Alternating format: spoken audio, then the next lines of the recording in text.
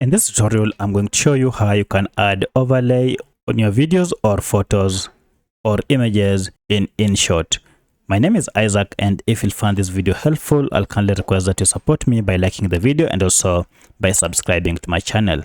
Alright, so typically if you want to add an overlay on InShot, it is quite simple. Just head over to this timeline here, and then above it we have this bar. Go ahead and scroll until you see this option called PIP.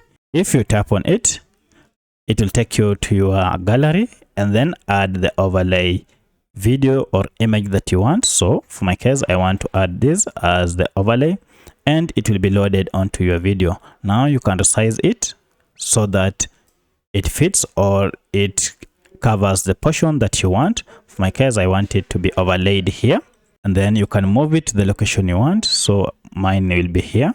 And once you're done, go ahead and determine the length, whether you want it to cover the whole duration of the video or you just want it to cover a portion. For this case, it has covered a portion.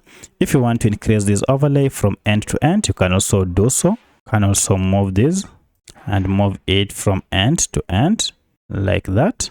So you can make it cover from end to end.